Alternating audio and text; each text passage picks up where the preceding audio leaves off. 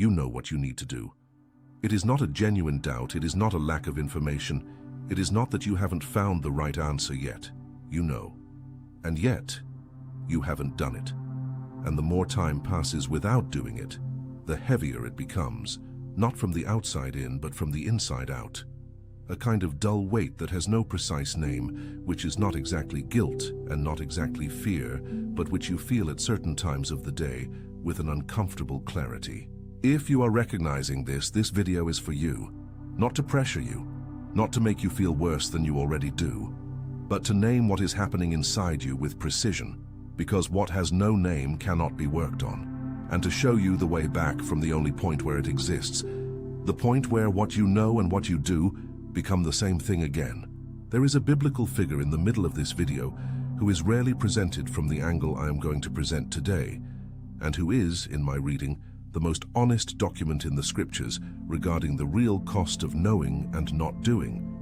Not the moral cost, not the spiritual cost in an abstract sense, the internal physiological cost that accumulates when you sustain for too long the distance between what you know and how you live. If you haven't subscribed to the channel yet, do it now. Subscribe and activate the bell. Let's start with what is happening inside you from a neurological point of view, because understanding the mechanism is the first step to stop being controlled by it. In 1957, psychologist Leon Festinger published what would become one of the most replicated and confirmed theories in social psychology, the theory of cognitive dissonance. In simple terms, the theory describes what happens when a person simultaneously holds two conflicting cognitions, two thoughts, beliefs, or perceptions that cannot be true at the same time. Attention, you need to prepare now. I put together an exclusive resource for those who feel set apart for something greater, but live surrounded by noise, distractions, and mental overload. This is a 30-day journey that will transform your life, a guided path to armor your mind and prepare for what's coming, with daily practices of focus, boundaries, and discipline. Stop negotiating with the noise.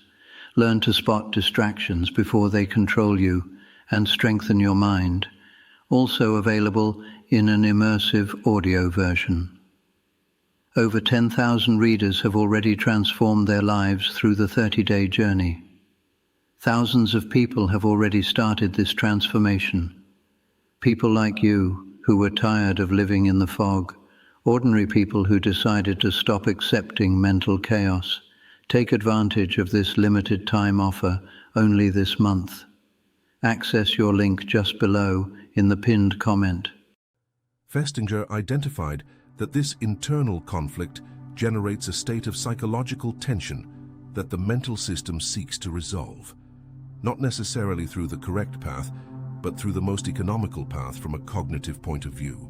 What researchers at the UMB, University of Brasilia, who study procrastination and decision-making in Brazilian adults, have documented in recent years expands this understanding in a relevant way. When dissonance involves not just conflicting beliefs, but the distance between knowledge and action, when you know what you need to do and don't do it, the cognitive system enters a state they describe as an active avoidance loop. The brain recognizes the conflict, generates discomfort, and then redirects attention away from the source of the discomfort. Not to resolve it, but to avoid the discomfort of non-resolution. The result is paradoxical. You stay busy precisely so as not to think about what you know needs to be done. You fill the time with smaller tasks, more comfortable commitments, anything that produces the sensation of movement without requiring the movement that matters. And the loop closes. Avoidance temporarily relieves the discomfort. The relief reinforces avoidance as a strategy, and the next cycle of dissonance is more intense than the previous one. The Max Planck Institute for Human Cognitive and Brain Sciences documented something even more disturbing. The prolonged maintenance of cognitive dissonance between knowledge and action produces measurable changes in the connectivity between the prefrontal cortex, the region responsible for long-term planning and decision-making, and the limbic system. In practical terms, the longer you sustain the distance between what you know and what you do, the more difficult it becomes, neurologically, to transition to action. The gap that began as momentary hesitation becomes, over time, a neural configuration that resists change with increasing inertia. This explains something that many people feel but cannot articulate. The feeling that the longer you wait to do what you know you need to do, the more impossible it seems to do. It is not a weakness of character. It is neurology. The avoidance loop is working exactly as it was reinforced to work.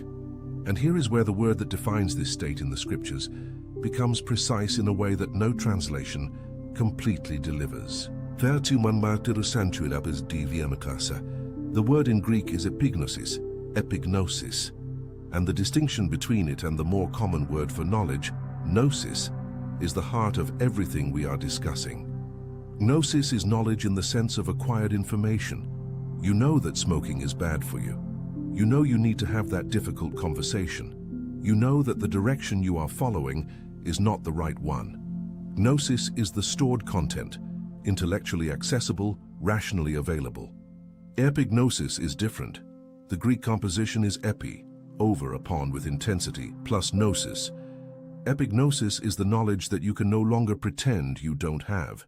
It is the perception that has crossed the intellectual layer and reached what the scriptures call nephesh, the vital being, the integrated center of your existence, where cognition, identity, and emotion operate as an inseparable unit.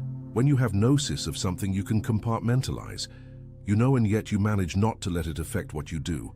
When you have epignosis, compartmentalization no longer works. You know at the level where not knowing is no longer an available option. And it is exactly this form of knowing that generates the most intense dissonance, because the nephesh that carries epignosis and continues without acting is in conflict with itself at the deepest level. Paul uses epignosis consistently in the New Testament to describe the knowledge that transforms identity, not just informs behavior. In Colossians 3, he instructs that the renewed being is being transformed in epignosis, not in gnosis. In Philippians 1, he prays that the believer's love may overflow in epignosis, that knowledge that goes deep enough to change how you act, not just how you think. You are not suffering from a lack of gnosis. You already have epignosis of what needs to be done. And it is epignosis that makes the avoidance loop so costly, because the nephesh that carries this level of knowledge does not rest while knowledge and action remain in conflict. Click the like button now if you are recognizing the difference between gnosis and epignosis in your own experience. This recognition is the first real movement toward exiting the loop. Now I need to present to you the biblical figure I promised at the beginning. And I will present him from an angle you have probably never heard, not as an example of disobedience and restoration, but as the most precise document in the scriptures about what happens in the nephesh of someone who has epignosis and flees from it. The name is Jonah. Most people know the story of Jonah because of the whale, but the whale is chapter 2, the point of rescue after the flight. What is rarely examined with care is chapter 1, the sequence between the call and the flight, and what the text records about Jonah's internal state during this period. The Lord says to Jonah, "Go to Nineveh." Nineveh was the capital of the Assyrian Empire, the historical enemy of Israel, the city that represented everything Jonah feared and despised. The instruction was clear. The direction was unequivocal. There was no ambiguity about what was being asked. And Jonah rose to flee to Tarshish, the opposite direction of Nineveh, the furthest possible point on the known map of that time. The text says he went down to Joppa, found a ship, paid the fare, and went aboard. The narrative describes each step of the flight with a precision that seems purposeful. He went down to Joppa. He went down into the ship. The text will use the verb to go down 4 times in chapter 1. Every decision to flee is a descent. Jonah was not in doubt about what he had been called to do. He had complete epignosis, and he chose flight not out of confusion, but out of refusal. And then the text says something that is one of the most psychologically revealing details in all of biblical literature. While the storm battered the ship and the sailors cried out each to his God, Jonah had gone down into the inner part of the ship, another descent, and was fast asleep. He slept, in the middle of the storm, with full epignosis of what he had chosen to flee. the UFSC, Federal University of Santa Catarina, in research on dissociation mechanisms in adults under the stress of avoided decisions, documents that excessive sleep and hypersomnolence are documented physiological responses to the state of chronic cognitive dissonance between knowledge and action. The nervous system, unable to resolve the conflict through action and unable to completely suppress the tension generated by knowledge, often finds in sleep a way to temporarily suspend the processing of the conflict. Jonah was not resting. He was fleeing within the flight. The captain of the ship wakes Jonah with a question that is inadvertently the most important question of the chapter. How can you sleep like this? It is not judgment. It is genuine astonishment. How is it possible to be in this state and be sleeping? And Jonah, and here the text delivers something extraordinary, does not lie to the sailors. When they cast lots and the lot falls on him, and they ask who he is and where he comes from, Jonah tells the complete truth. I am a Hebrew, and I fear the Lord, the God of heaven, who made the sea and the dry land. He knows who he is. He knows where he comes from. He knows whom he serves. And yet, he is on that ship, going in the opposite direction of what he was called to. Epignosis without action produces exactly this. You know everything, including about yourself, and the knowing is not translating into movement. What happens next? The whale, the 3 days, the prayer from inside the fish, the second call, is not the focus of this episode. The focus is the sequence of chapter 1. The clear epignosis, the structured flight, the progressive descent, the sleep in the middle of the storm. You probably recognize this pattern, not necessarily on the same scale or with the same drama, but in the same structure. The clear knowing, the movement in the opposite direction, the frenetic occupation with other things, the torpor that sets in when dissonance reaches a level that the system can no longer process while awake.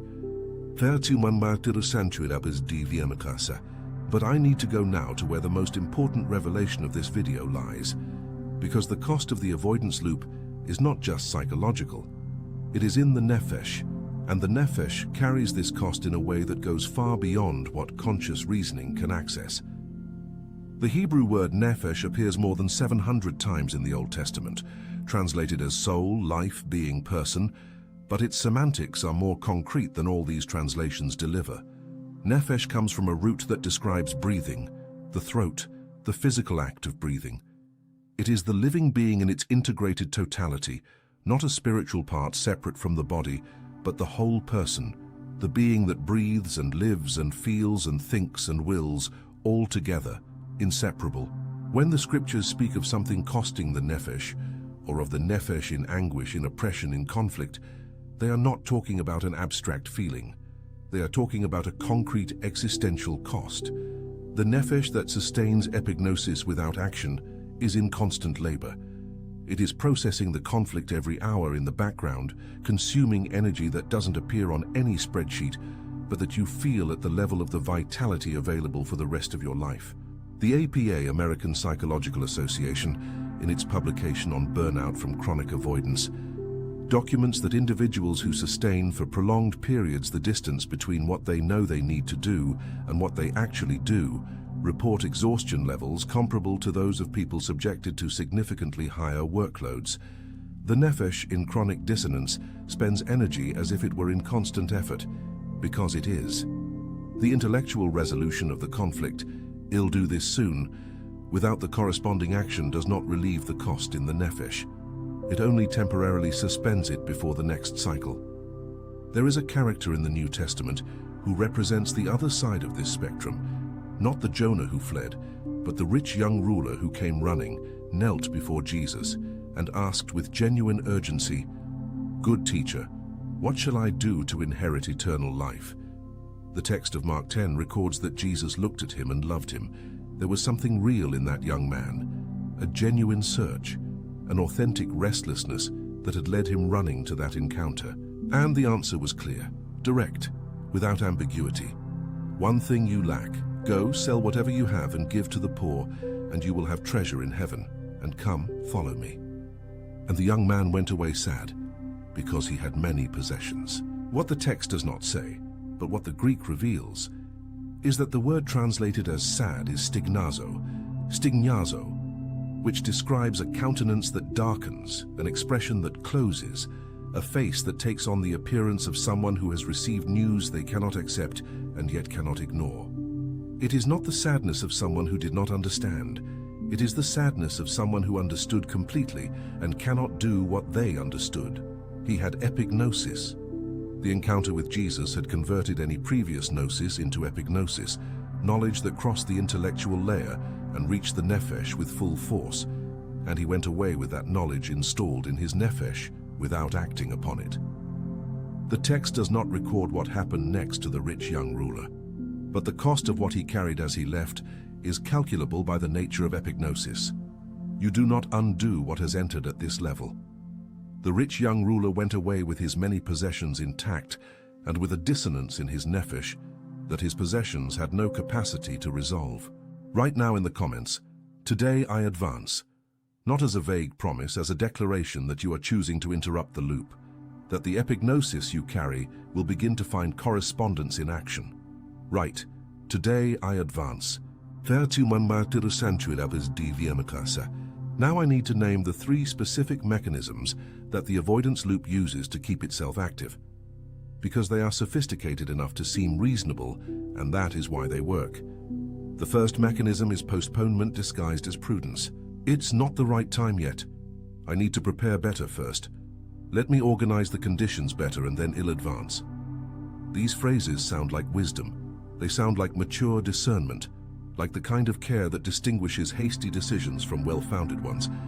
And sometimes they are exactly that. But there is a test that distinguishes legitimate hesitation from postponement, disguised as prudence. Legitimate hesitation decreases over time as conditions change. Postponement disguised as prudence finds new reasons to continue as the old reasons are resolved. If you resolve the financial problem and now the reason for not advancing is the timing, and when the timing improves, the reason becomes the relational environment, and when the relational environment improves, the reason becomes something else, you are not discerning. You are managing the discomfort of the loop without resolving it. Jonah was not waiting for better conditions to go to Nineveh. He was actively creating distance from Nineveh while the conditions remained the same. The second mechanism is substitutive hyperactivity. You are in constant motion. You have projects, commitments, initiatives, meetings, responsibilities that consume all available time. From the outside, it looks like productivity. On the inside, you know, epignosis, that all this movement is not going in the direction of what really matters. It is strategic occupation. The avoidance loop does not necessarily produce paralysis. It often produces frenetic movement in directions that do not confront the point of dissonance.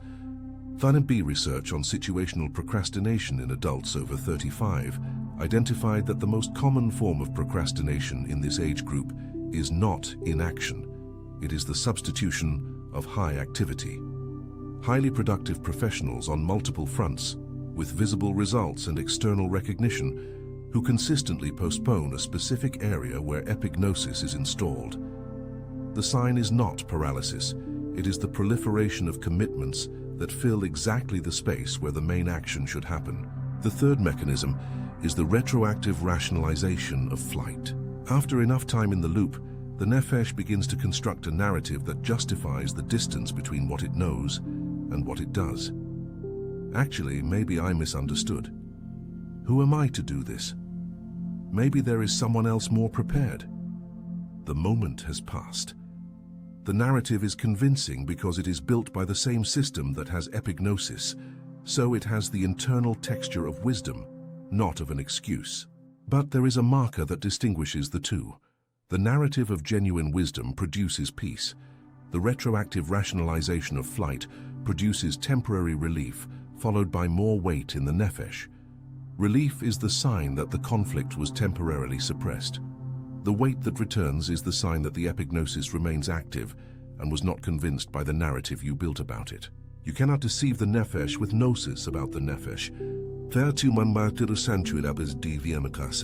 Now I will present to you the state that becomes possible when the loop is interrupted.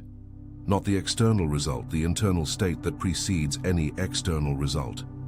The word in Greek is parrhesia, Parrhesia. Translated in Paul's letters as boldness, confidence, freedom of speech, but its full semantics are richer than these translations deliver. In classical Athens, parrhesia was the citizen's right to speak the truth without fear of consequence, but specifically the truth that cost something to say, the truth that the speaker had reason to fear and chose to say anyway. Parrhesia is the freedom that comes from being aligned on the inside, of having nothing hidden from yourself, no flight in progress, no active dissonance between what you know and how you live. Paul uses parrhesia in Philippians 1 to describe his state of mind regarding his own situation. Imprisoned, uncertain about the outcome, facing an existential decision over which he had no control. And yet, parrhesia, because the internal conflict had been resolved. What Paul knew and what Paul did were the same thing, regardless of external circumstances. Parrhesia is not the absence of fear. It is action despite fear from a place of internal integrity, where the nephesh is not divided against itself, where epignosis and behavior are aligned.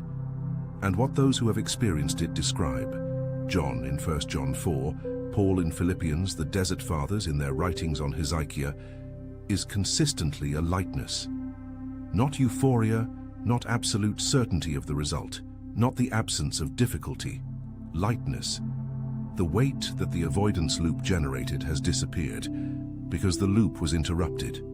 The UFSC, in its studies on psychological well-being and decision-making, aligned with values, documents a pattern that confirms what the scriptures describe with the vocabulary of parrhesia.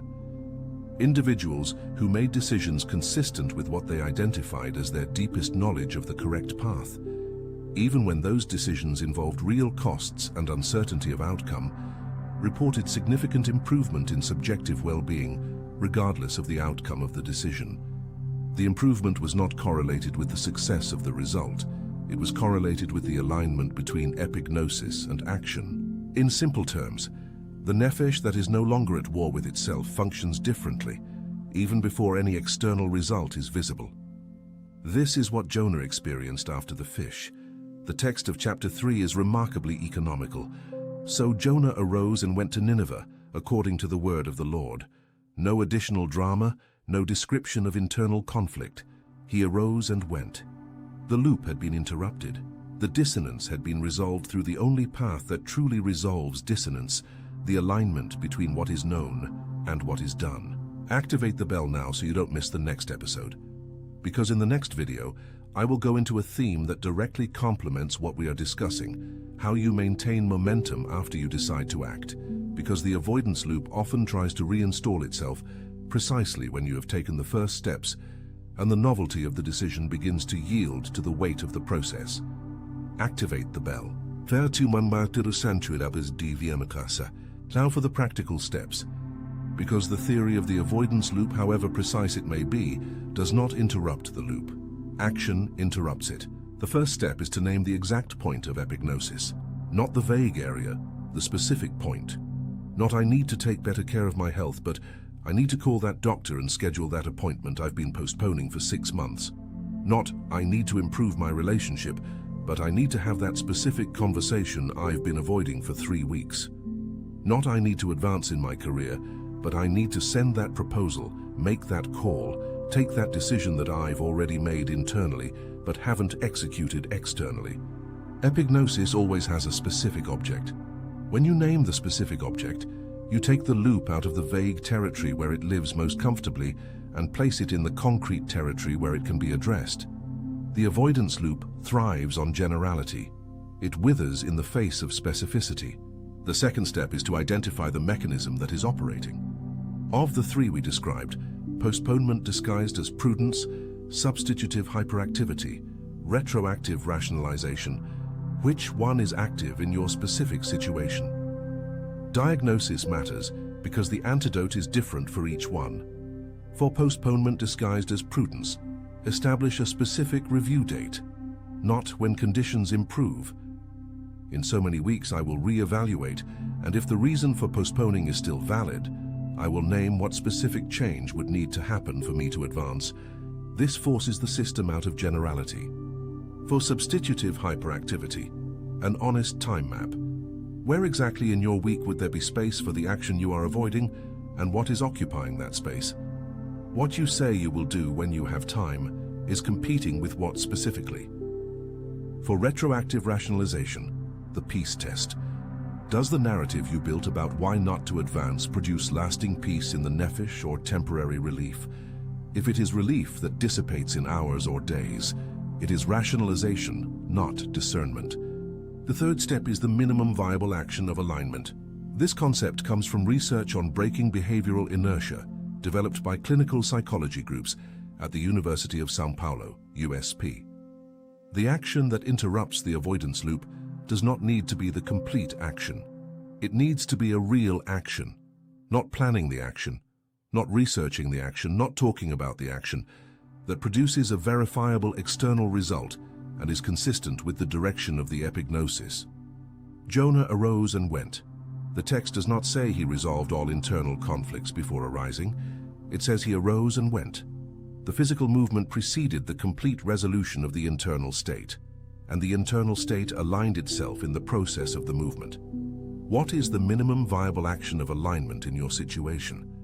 The smallest real action that produces a verifiable external result and moves you in the direction that epignosis points. Identify that action, not the complete and perfect action, the minimum viable action. And do that action today, not tomorrow, today. The fourth step is to protect the decision from the second cycle of avoidance. This is the step that most content on overcoming procrastination completely ignores, and it is where most attempts to interrupt the loop fail. After you take the minimum viable action, the avoidance loop often tries to reinstall itself with greater intensity than before. This happens because the real action made the conflict more concrete. What was previously an abstract possibility that you could continue postponing indefinitely is now an initiated process with real consequences. The antidote is not to make decisions about the next step in the state of emotional reactivity that sets in after the initial action. Research from the Max Planck Institute on Decision Windows documents that the period immediately following an action of high emotional cost is the one of greatest vulnerability to reversal, when the system is still processing the change of state and the cost is more salient than the benefit. Make continuity decisions in moments of greater internal stability, not in moments of greatest reactivity. The fifth step is to create external responsibility for what is an internal decision. Epignosis is internal. The avoidance loop is internal. But the interruption of the loop is more sustainable when it has at least one element of external structure, not a public audience, a trusted person who knows what you decided and to whom you will report progress on a specific date. Not social pressure, relational anchoring. The difference is that social pressure generates anxious compliance and often increases avoidance. Relational anchoring generates accountability that the nephesh processes as support, not as a threat. There is a dimension of Jonah's story that is rarely examined in this context. The sailors. The captain who asked, "How can you sleep like this?" When Jonah named the conflict and proposed being cast into the sea, the sailors made genuine efforts not to cast him. They rowed hard to reach land. There were people around Jonah who, without knowing the full context, were actively trying to help him not pay the cost of flight. The relational structure around Jonah, even if inadvertent, was working in his favor. Who in your life can exercise this function intentionally? Not to pressure you, to keep you oriented in the direction that your nephesh already knows is right. Let me tell you what is at stake beyond your individual process. There is a form of collective impoverishment that happens when people with epignosis remain in the avoidance loop. Not just personal impoverishment, impoverishment of what could be built, offered, transmitted, from the point where what you know and what you do finally meet. Nineveh needed Jonah, not a perfect Jonah without conflict, without a history of flight. The Jonah who arose and went after everything he had been through. What Jonah could offer in Nineveh after the whale was something that a Jonah who had never fled could not offer. He knew on the inside what it was to carry epignosis without acting upon it. And the message that reached Nineveh, which led an entire city to a change of direction, was delivered by someone who had paid the cost of learning that the avoidance loop charges more than the action you are avoiding. What you know and haven't done yet is not just about you. It is about what is waiting on the other side of your action, the people, the processes, the possibilities that depend on you arising and going. If this video named what was nameless in your experience, share it with someone you know is in the same loop. Not to pressure them, to offer what you received here, the name of the mechanism, the understanding of the cost, and the clarity that the exit exists and has a specific address. Share it. Attention, you need to prepare now. I put together an exclusive resource for those who feel set apart for something greater, but live surrounded by noise, distractions, and mental overload. This is a 30-day journey that will transform your life, a guided path to armor your mind and prepare for what's coming, with daily practices of focus, boundaries, and discipline. Stop negotiating with the noise. Learn to spot distractions before they control you and strengthen your mind. Also available in an immersive audio version. Over 10,000 readers have already transformed their lives through the 30-day journey. Thousands of people have already started this transformation. People like you who were tired of living in the fog, ordinary people who decided to stop accepting mental chaos. Take advantage of this limited time offer only this month. Access your link just below in the pinned comment.